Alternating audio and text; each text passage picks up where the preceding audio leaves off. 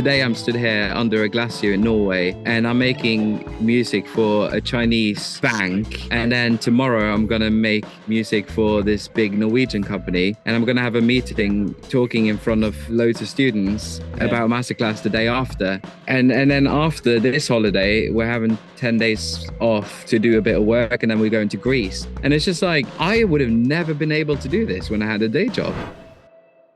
Hey folks, it's Tommy Z, and this is a video you do not want to miss. We are about to hear from Stian, one of the students of our academy who graduated a while back and has recently quit their day job because now he's discovered that he can make a full-time living from music right from his home studio. Doing what? Being commissioned to write songs, scores, and sounds for some of the world's biggest brands. And this is a world that he didn't know about. This is a world that 95% of musicians out there do not know about. And this is exactly the world that we teach about in our academy. So in this conversation, you're gonna get a bunch of priceless lessons, priceless advice, priceless tactics. You're gonna get a peek into what Stian has done exactly and what he's doing today in order to get all of these paying projects that allow him to now make a full-time living from music. All right, folks, I hope you enjoy this interview.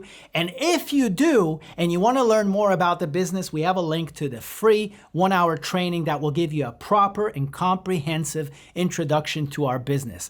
Enjoy the conversation. Okay, folks, Tommy Z here. You already know me. I'm here with Stian. Hello. Vidoy. I think that's how you pronounce it. Vidoy? That's close. Vede. Vede. Yeah, Vede. That works. And Stian is a very talented craftsperson, artist, songwriter, producer of sounds and music. He was in our academy. He went through the steps. He went out the other way. And now he's having a lot of success. So I wanted to talk to him so that he could share some of the wisdom, reflections, lessons, so that you guys can get a full idea, the full picture of what it's like before, during, and then after having entered this world. I'm from Norway. I'm a producer and songwriter and composer. It's just even crazy to say that because just a year or two ago, I had a full-time job working for a retailer and doing music on the side. And now I'm a full-time composer, full-time producer. It's just lovely. Me and my wife were in a band or a duo called Firewood Island, and it's like indie folk pop.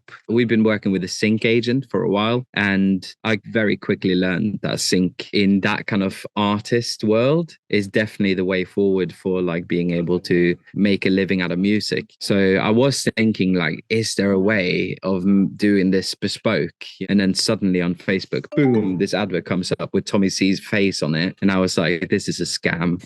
And then I saw a friend of mine in the testimonials and I was like, okay, I can trust him. So then I'll jump on it. So I did the masterclass and it took about 3 months for me because I was so excited about it. Like every single day, just like sat down, you know, a little bit before work. And then when I finished work, I would finish. So in a nutshell, I would say definitely this masterclass was the catalyst for me to be able to take the leap into actually stepping down from a day job. Because it takes a while, right? It's not like years. No. If you work for me, really it took a year. It took a year. Okay. 1 year to get to a point where I had enough clients and enough work in that I could comfortably quit my day job. Yeah. Because I want to give people a picture. Like a lot of people join the masterclass because they heard real amounts that I give. Yeah. So I'm not saying you're going to get rich doing this, but I'm certainly saying that if you're good at this, you're going to make a living at it. So in the beginning, I only worked with maybe 1 or 2 music production houses. But now 2 years later, I'm working maybe with 10 music production houses on a regular basis. I get jobs on a weekly basis from all over the world. The biggest value probably of what we teach is like, okay, how do you put yourself together and how do you go out there? Tell me how you do it, because obviously it's working. So I had weeks and weeks, and my wife helped me a bit as well, of just researching, getting the name, getting some kind of fact about them, you know, their email address. Name is the most important thing, so you can actually address a person. I made a spreadsheet and it was like the name, the email, the phone number, the website. You pick like a 3-tier kind of thing, like a solid red means no, they didn't want anything to do with you. And then you have like, we're on to something, and then a friend if they've actually had a meeting with you. So it's that kind of thing. And then I would have like a little point on the side where I can write something about them. For example, say if I got an email back from them saying, we really like your stuff, but currently we're not taking on any more freelancers, then I would write that there, you know, and maybe half a year later, I could email them again and say, hi, has that changed? You know, by 8 o'clock, I would spend just an hour emailing people. And in an hour, I would probably send maximum 5 to 10 emails because you want them to be a bit personal. So you have to put in something personal every time, you know, but I did that almost every day, you know, try to make it a routine. And then suddenly in a couple of weeks time, you've sent 100 emails. So, or over 100 emails. The first one would be like, I would have the subject Norwegian music producer and composer in England. And then I would say just, hi, name, I'm a producer, composer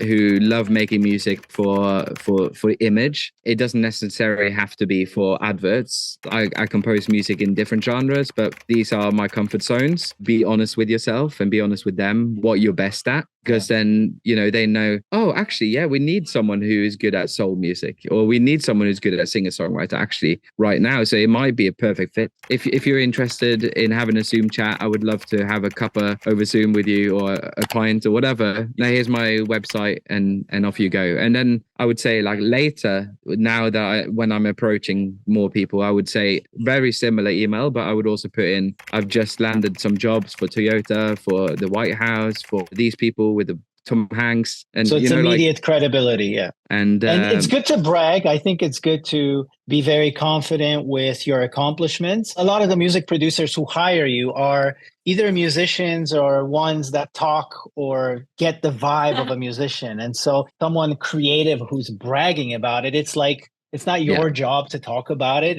It's the music. But I think a lot of musicians who are talented actually very often undersell themselves. So where they should say, you know, I've had the pleasure of working with brands like Boom, Boom, Boom, or I believe my specialty is this, but I'll let you judge and see if what I'm doing is relevant to you. When they come back to you and they have a Zoom meeting, often they will ask if you can do one demo for free, the very first one. And it's not about the money, it's about the relationship. So you always say yes to that, because if you can then impress them, that's basically the same as, you know, you doing a day intern with them, for example, you know, it's like a job interview almost. Exactly. Yeah. So you do one job for them for free. And then of course, if you win it, then you get a win fee, you know what? And if you don't win it, but it's a great demo, they're going to have you on the radar. If you haven't heard from a music house in a while, send them an email. Just let them know that you're there still. Yeah. Just let me know when you get another job, you know, let me know when you get another brief that you think would work for me. I'm still keen on doing jobs for you. So you have to keep maintaining a relationship. And normally you're like scared of sending a follow-up because you're like, am I bugging them, you know? And I think that nobody minds being the recipient of a follow-up from someone who has quality craftsmanship and personality, because I don't consider that spam. I think one thing I wanted to teach in the masterclass is the immense game, life-changing power of the follow-up, which is like the success is really in the follow-up and not in the initial email, I would say. No, absolutely, yeah. If you as a receiver get a personal email from someone who's very keen, who's talented, that it's just nice. You're just being a human and you're talking to someone. That's how easy it is. Like if it's like a very standard email that everyone writes, you know, if you write something that's a little bit more personal, you know, bring in some of your personality into it. That's really important. That's right. In the beginning, you just feel like you're about to lose your mind because no one gets back to you. You've sent like 150 emails and you're like, no one's come back to me. Why should the rest 150 on this list make a difference?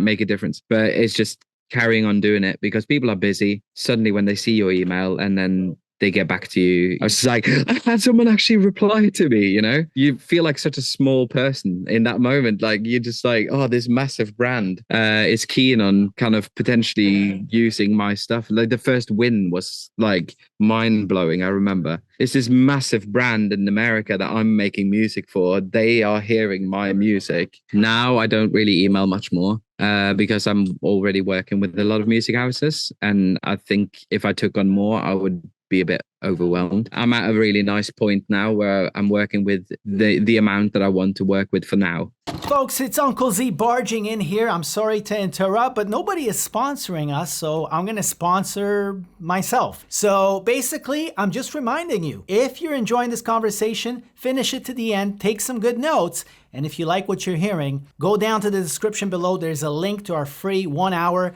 proper comprehensive introduction to our business. That's the next step you want to take after this video if everything you're hearing here sounds interesting. All right, I'll get out of the way now. So for me, fortunately, I had already produced a lot of music for other artists and also for myself. So I had a bit to show for. But I think a really good way of doing this would be like if you find YouTube videos and compose music to them and then use that music that you've composed and make a reel from that. Because if that's good music, no one needs to know if that's real, used on anything properly or not. As long as it sounds good, they know. They work with music every single day, so they will know if this is a good piece of music or not. So for me, in the beginning, I obviously showed them a lot of Firewood Island music. I showed them, like, I made a little reel with my own music. I also have a neoclassical project where it's like more piano with delicate strings and stuff. So I blended in some of that and also some of the homework that I'd done with the masterclass. So it was a mix of all of those three, really. Did you feel that confidence when you put together a music-only reel because you never did a commercial before? Yeah. No, I didn't feel confident at all. But, you know, some people had assured me that it was good, and Tommy Z had listened to it as well. You know, if it's not up to part, they're going to say, maybe we need to work on this. So for me, when I got to that point when they're like, yes, this is good stuff, you have to trust someone like that. Firewood Island is my baby. Whereas this work that I do, you have to just hold it like this. And they just grab it from you and like throw it around and do something crazy with it. And you're just like, okay,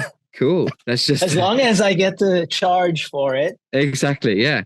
What do you think is a valuable way to learn to write music for moving picture? One of them is to listen to a lot of adverts and listen what people do, because if you think about it, the people who wrote the music on that advert were the people that got chosen. So then you will learn what people prefer, you know. Download adverts from YouTube, take away the music, try not to listen to the music. You don't want to get that song on your head, because then you will compose exactly the same. You want to start from scratch, something that you would do, you know. I've made about 100 to 150 demos in 2 years, and I've won about 10%. It's unbelievable how the numbers translate. You might win nothing for a while. There's been a few months where I didn't win anything, and then suddenly I won 3 or 4 at the same time, and you're like, whoa, I've just earned my wage almost. Right. You know? And so it's not about how many finals you land, which are obviously nice financially, but the reason you get repeat work and repeat chances at bat is because you're submitting quality demos and getting paid for them, even if they don't make it. Yeah, and the demo fees will be anything from £100 to £500. When you think about how long you spend on them before the revisions, of course, you know, say if you get paid £400 for 3 hours worth of work, that's pretty decent pay. The only thing you have to worry about is like, are you tight and in a trusting relationship with the folks who are sending you the opportunities? Because the numbers will be 3, 5, 6, 7. But the point is you keep sending invoices. Yeah, no matter what the win fee is, like I don't really ask for the win fee anymore. You know, what's the demo fee? As long as I get paid a demo, I'm happy. If it's a win, if it's like $1,000 or if it's 10 grand, it doesn't matter to me, to be honest. It's just like, if I get $1,000 for a job, that's really good. Like I spend 4 hours on it. Exactly. Yeah. And that's a good way to think about it. As long as you impress the music producer commissioning you, that means they will send you another demo. Exactly. Right now, you have a demo with us for a spot we're doing for a big brand. And apparently they're going through testing. Your demo was so magical and so beautiful that I don't really care what happens with it, to be honest. And I don't have any control over it. Neither does the person who hired us, because the client's going to decide. But I know I can always count on you. And I'm willing to spend the demo fee because I know that I'm going to get something worth submitting. If you can sing, always do one with oohs on, or even if it's not actual lyrics, do some oohing, because you bring that kind of humanness to your track. It does a lot. It does a lot. Yeah. On 2 levels. Number one, it stands your demo apart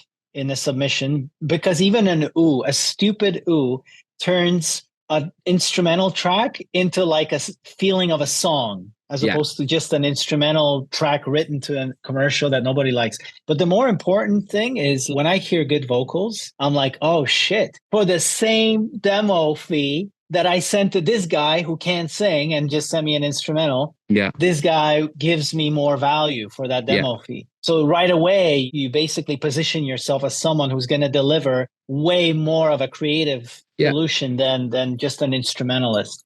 Absolutely agree with you. And also on a third level, if you're thinking monetary value, often there's, even if you've done a ooh on your vocals, sometimes they have to do a vocal buyout and then you'll get paid extra. On average, what are the fees that you get when your spot actually lands? Some of them can be up to about 5-6 grand. There was this one that I just did now the other day for a company. Actually, I can say I did it for Publix, but because of that, they have to buy out my vocals because I did a bit of oohing on my track. The win fee was 4 grand, but also the buyout of the vocal was 4 grand. And then they paid me a session fee for singing the vocals as well, which was an extra £500. So we're talking about close to 10 grand. Yeah, so that's a really good win. I did a job for Toyota about a year ago in Canada. I got my demo fee, I got my win fee, and I was happy, and then a year later they get in touch and say, we're going to reuse it. So here's another almost the same win fee again. Yeah. So this little pocket like that comes in, as soon as you've done a lot of demos and you've won some stuff, you will suddenly get like reuses and get extra money, and it's really cool. The really key thing that I want to teach musicians is how to turn their musical talent into a career. With us, like we literally, want to get you to your first gig. That's how it's structured. Like, yeah, I want people like Stian who have talent to come in through module 1 and come out of module 7 and go, okay, I know what to do. I'm going to do it. And boom, and I'm going to get results. And so I don't know any other way to do it than the way I did it, which is to get paid by the places that have the money, which are brands. It's kind of a bit of a hidden gem in the music industry, making music for brands. Not a lot of people know about it. But what I'm curious about is, because you've had success, what are some of the things you would say are the most important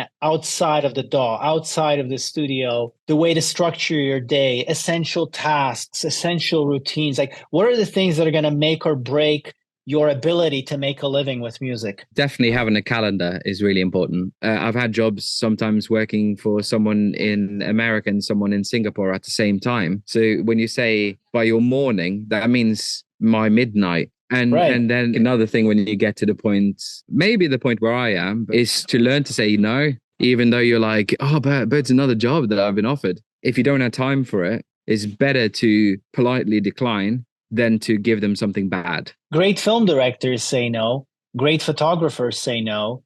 Any remarkable craftsperson who respects themselves and they do great work, they say no often. I know that feels strange for musicians in our business. Like, once you get into our business, you'll realize how the pressure gets higher to say yes. Because it just feels like if you did the hard work of creating great music, you've earned yourself the right to say no. And I think it will even give you more respect and value from the people who commission you. In the beginning, particularly, it's very daunting sometimes to make music for a big brand, because you feel like you're not good enough. You feel like you're a small person who's like making music for this giant. But the thing is, sometimes this company doesn't even know anything about music. So what you're creating is amazing. They are just people. They want your business. All right, folks, I hope you enjoyed this video. If you did, make sure you subscribe, make sure you like. If you have any questions, put them in the comments below. And if you haven't yet seen